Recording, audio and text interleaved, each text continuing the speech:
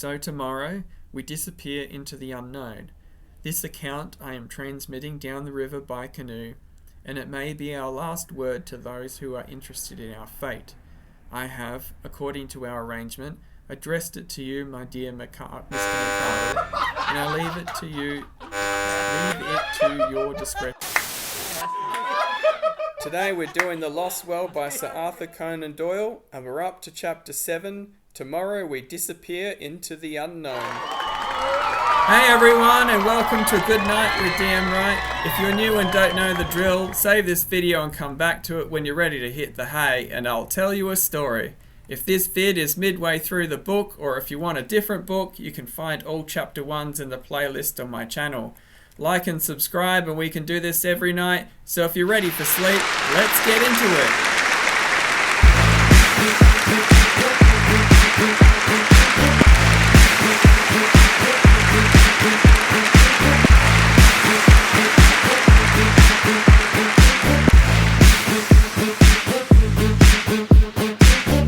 Goodnight with D.M. Wright is filmed in front of a live studio audience.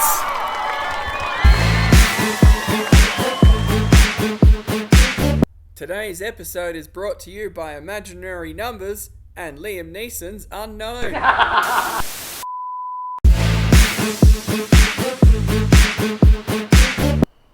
Chapter 7. Tomorrow we disappear into the unknown. I will not bore those whom this narrative may reach by an account of our luxurious voyage upon the Booth liner, nor will I tell of our week's stay at Para, save that I should wish to acknowledge the great kindness of the Pereira da Pinta Company in helping us to get together our equipment. I will also allude very briefly to our river journey up a wide, slow-moving, clay-tinted stream, in a steamer which was little smaller than that which had carried us across the Atlantic. Eventually, we found ourselves through the narrows of Abydos and reached the town of Manaos. Here we were rescued from the limited attractions of the local inn by Mr. Shortman, the representative of the British and Brazilian Trading Company. In his hospitable fazenda, we spent our time until the day when we were empowered to open the letter of instructions given to us by Professor Challenger. Before I reach the surprising events of that date, I would desire to give a clearer sketch of my comrades in this enterprise, and of the associates whom we had already gathered together in South America. I speak freely, and I leave the use of my material to your own discretion, Mr. McArdle, since it is through your hands that this report must pass before it reaches the world. The scientific attainments of Professor Summerlee are too well known for me to trouble to recapitulate them. He is better equipped for a rough expedition of this sort than one would imagine at first sight. His tall, gaunt, stringy figure is insensible to fatigue, and his dry, half-sarcastic, and often wholly unsympathetic manner is uninfluenced by any change in his surroundings. Though in his 66th year, I have never heard him express any dissatisfaction at the occasional hardships which we have had to encounter. I had regarded his presence as an encumbrance to the expedition, but, as a matter of fact, I am now well convinced that his power of endurance is as great as my own. In temper, he is naturally acid and sceptical. From the beginning, he has never concealed his belief that Professor Challenger is an absolute fraud, that we are all embarked upon an absurd wild goose chase, and that we are likely to reap nothing but disappointment and danger in South America, and corresponding ridicule in England. Such are the views which, with much passionate distortion of his thin features and wagging of his thin goat-like beard, he poured into our ears all the way from Southampton to Manaos. Since landing from the boat, he has obtained some consolation from the beauty and variety of the insect and bird life around him, for he is absolutely wholehearted in his devotion to science. He spends his days flitting through the woods with his shotgun and his butterfly net, and his evenings in mounting the many specimens he has acquired.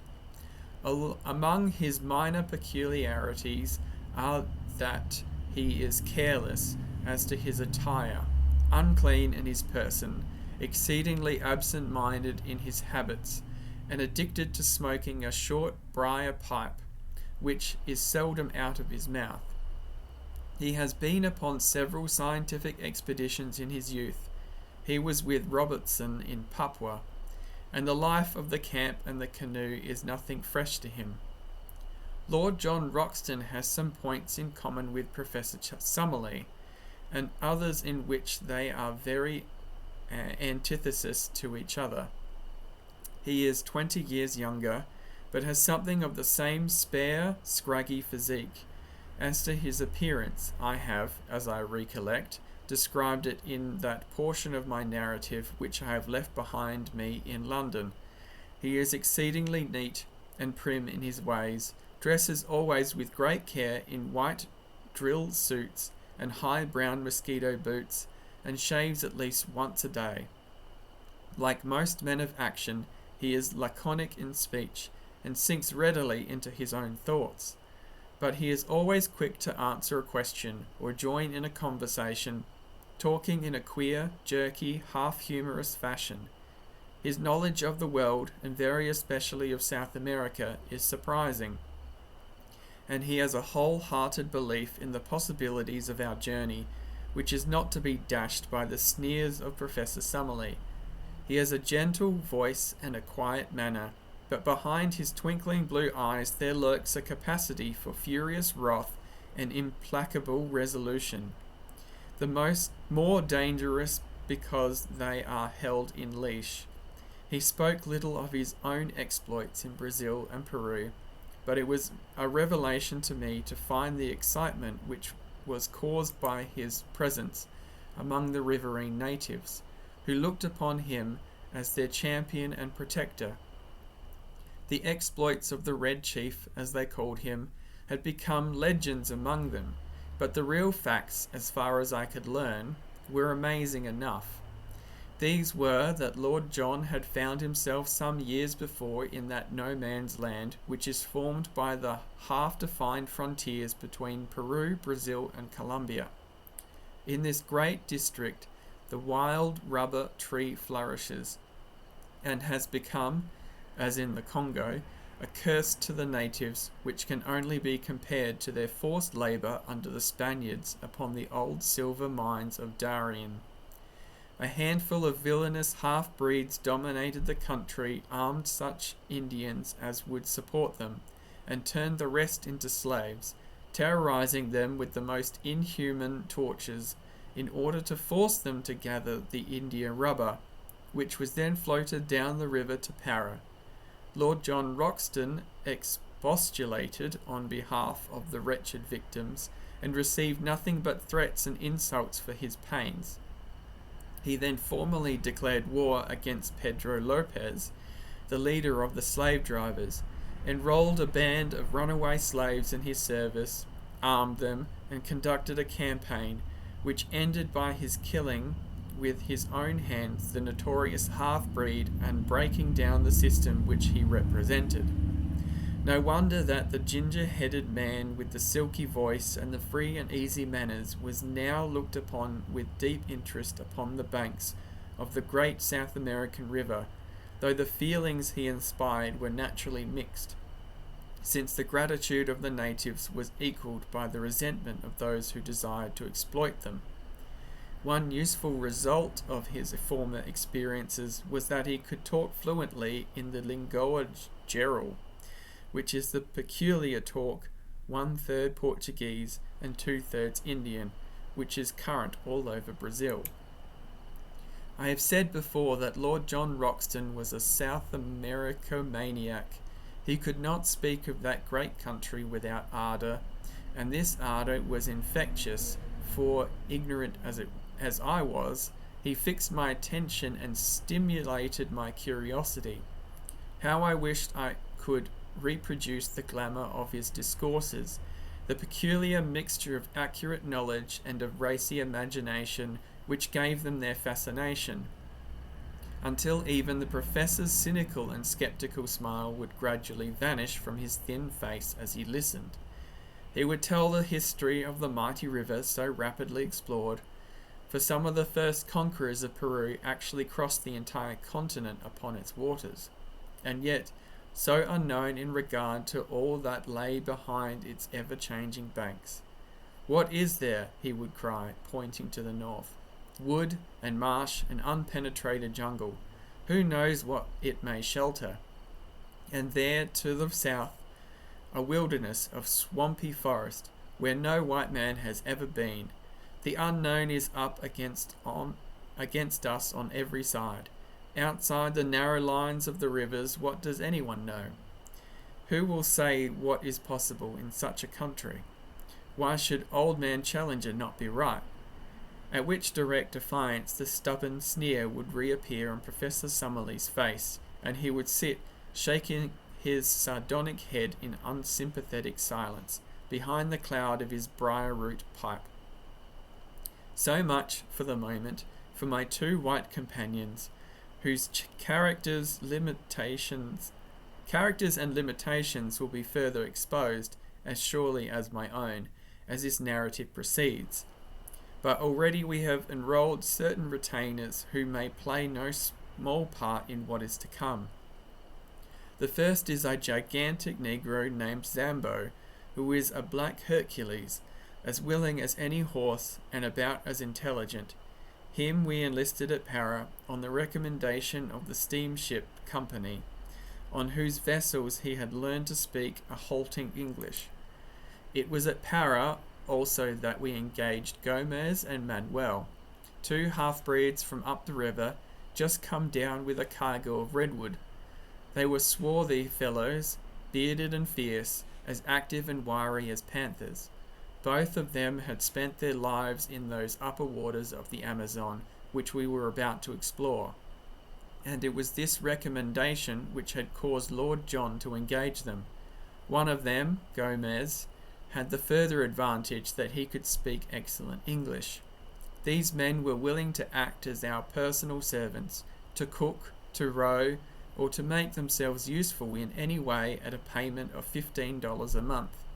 Besides these, we had engaged 3 Mojo Indians from Bolivia, who are the most skillful at fishing and boat work of all the river tribes. The chief of these were called Moyo, after his tribe, and the others are known as Jose and Fernando. 3 white men, then, 2 half-breeds, 1 Negro, and 3 Indians made up the personnel of the little expedition which lay waiting for its instructions at Manaos before starting upon its singular quest. At last, after a weary week, the day had come and the hour. I ask you to picture the shaded sitting room of the Fazenda Street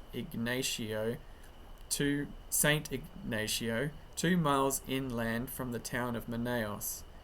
Outside lay the yellow, brassy glare of the sunshine, with the shadows of the palm trees as black and definite as the trees themselves. The air was calm, full of the eternal hum of insects, a tropical chorus of many octaves, from the deep drone of the bee to the high, keen pipe of the mosquito. Beyond the veranda was a small cleared garden, bounded with cactus hedges and adorned with clumps of flowering shrubs, round which the great blue butterflies and the tiny hummingbirds fluttered, and darted in crescents of sparkling light. Within we were seated round the cane table on which lay a sealed envelope. Inscribed upon it, in the jagged handwriting of Professor Challenger, were the words, "Instructions to Lord John Roxton and party, to be opened at Manaos upon July 15th at 12 o'clock precisely." Lord John had placed his watch upon the table beside him. "We have 7 more minutes," said he.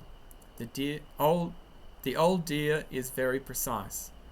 Professor Summerlee gave an acid smile as he picked up the envelope in his gaunt hand. "What can it possibly matter whether we open it now or in 7 minutes?" said he. "It is all part and parcel of the same system of quackery and nonsense, for which I regret to say that the writer is notorious." "How come we must play the game according to rules?" said Lord John. "It's old man Challenger's show, and we are here by his goodwill, so it would be rotten bad form if we didn't follow his instructions to the letter."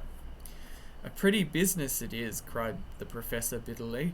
"It struck me as preposterous in London, but I'm bound to say that it seems even more so upon closer acquaintance. I don't know what is inside this envelope, but unless it is something pretty definite, I shall be much tempted to take the next downriver boat and catch the Bolivia at Para. After all, I have some more responsible work in the world than to run about disproving the assertions of a lunatic. Now, Roxton, surely it is time." "Time it is," said Lord John. "You can blow the whistle." He took up the envelope and cut it with his penknife. From it he drew a folded sheet of paper. This he carefully opened out and flattened on the table. It was a blank sheet. He turned it over. Again it was blank. We looked at each other in bewildered silence, which was broken by a discordant burst of derisive laughter from Professor Summerlee. "It is an open admission," he cried. "What more do you want? The fellow is a self-confessed humbug. We have only to return home and report him as the brazen impostor that he is." "Invisible ink," I suggested. "I don't think," said Lord Roxton, holding the paper to the light.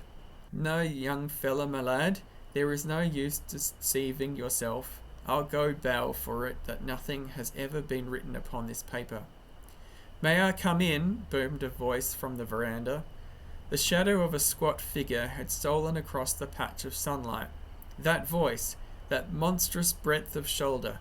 We sprang to our feet with a gasp of astonishment as Challenger, in a round, boyish straw hat with a coloured ribbon, Challenger, with his hands in his jacket pockets and his canvas shoes daintily pointing as he walked, appeared in the open space before us. He threw back his head, and there he stood in the golden glow with all his old Assyrian luxuriance of beard, and all his native insolence of drooping eyelids and intolerant eyes. "I fear," said he, taking out his watch, "that I am a few minutes too late. When I gave you this envelope, I must confess that I had never intended that you should open it, for it had been my fixed intention to be with you before the hour. The unfortunate delay can be apportioned between a blundering pilot and an intrusive sandbank. I fear that it has given my colleague, Professor Summerlee, occasion to blaspheme." "I am bound to say, sir," said Lord John, with some sternness of voice, "that your turning up is a considerable relief to us, for our mission seemed to have come to a premature end. Even now, I can't for the life of me understand why you should have worked it in so extraordinary a manner." Instead of answering, Professor Challenger entered, shook hands with myself and Lord John, bowed with ponderous insolence to Professor Summerlee, and sank back into his basket chair, which creaked and swayed beneath his weight. "Is all ready for your journey?" he asked. "We can start tomorrow." Then so you shall. You need no chart of directions now, since you will have the inestimable advantage of my own guidance. From the first, I had determined that I would myself preside over your investigation. The most elaborate charts would, as you will readily admit, be a poor substitute for my own intelligence and advice.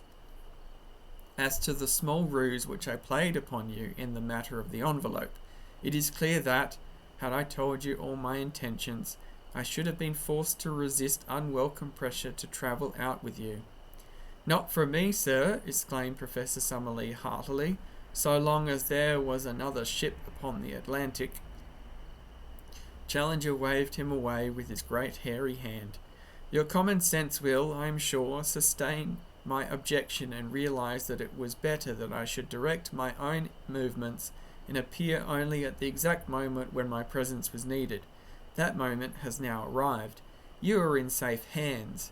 You will not now fail to reach your destination. From henceforth, I take command of this expedition, and I must ask you to complete your preparations tonight, so that we may be able to make an early start in the morning.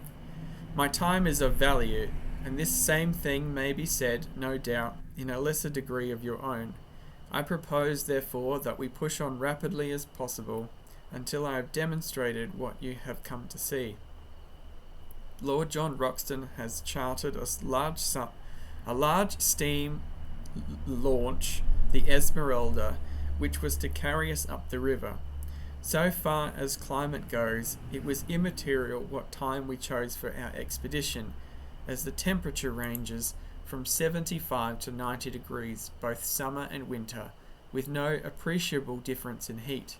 In moisture, however, it is otherwise.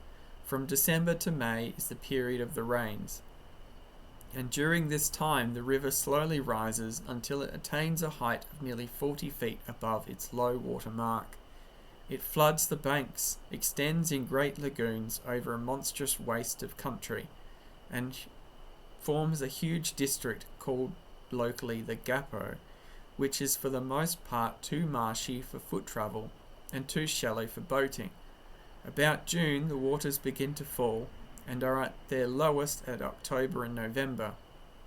Thus our expedition was at the time of the dry season, when the great river and its tributaries were more or less in a normal condition. The current of the river is a slight one, the drop being no greater than 8 inches in a mile. No stream could be more convenient for navigation, since the prevailing wind is southeast, and sailing boats may make a continuous progress to the Peruvian frontier, dropping down again with the current. In our own case, the excellent engines of the Esmeralda could disregard the sluggish flow of the stream, and we made as rapid progress as if we were navigating a stagnant lake. For 3 days we steamed northwestwards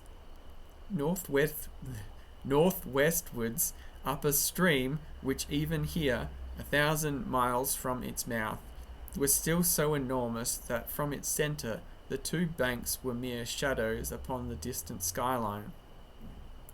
On the 4th day after leaving Manaus, we turned into a tributary which at its mouth was little smaller than the main stream. It narrowed rapidly, however, and after 2 more days steaming we reached an Indian village where the professor insisted that we should land, and the Esmeralda should be sent back to Manaus. We should soon come upon rapids, he explained, which would make its further use impossible. He added privately that we were now approaching the door of the unknown country, and that the fewer whom we took into our confidence, the better it would be. To this end, also, he made each of us give our word of honour that we would publish or say nothing which would give any exact clue as to the whereabouts of our travels, while the servants were all solemnly sworn to the same effect. It is for this reason that I am compelled to be vague in my narrative, and I would warn readers that in any map or diagram which I may give the relation of places to each other may be correct, but the points of the compass are carefully confused, so that in no way can it be taken as an actual guide to the country. Professor Challenger's reasons for my secrecy may be valid or not, but we had no choice but to adopt them, for he was prepared to abandon the whole expedition rather than modify the conditions upon which he would guide us. It was August the 2nd when we snapped our last link with the outer world by bidding farewell to the Esmeralda. Since then, 4 days have passed, during which we have engaged 2 large canoes from the Indians, made of so light a material, skins over bamboo framework, that we should be able to carry them round any obstacle. These we have loaded with all our effects, and have engaged 2 additional Indians to help us in the navigation. I understand that they are the very 2, Attica and Impitu by name, who accompanied Professor Challenger upon his previous journey. They appeared to be terrified at the prospect of repeating it, but the chief has patriarchal powers in these countries, and if the bargain is good in his eyes, the clansman has little choice in the matter. So tomorrow we disappear into the unknown. This account I am transmitting down the river by canoe, and it may be our last word to those who are interested in our fate. I have, according to our arrangement, addressed it to you, my dear Mr. McArdle, and I leave it to your discretion to delete, alter, or do what you like with it. From the assurance of Professor Challenger's manner, and in spite of the continued scepticism of Professor Summerlee, I have no doubt that our leader will make good his statement, and that we are really on the eve of some most remarkable experiences.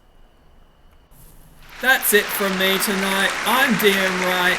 Say hi to your cat for me. Good night and have a good sleep.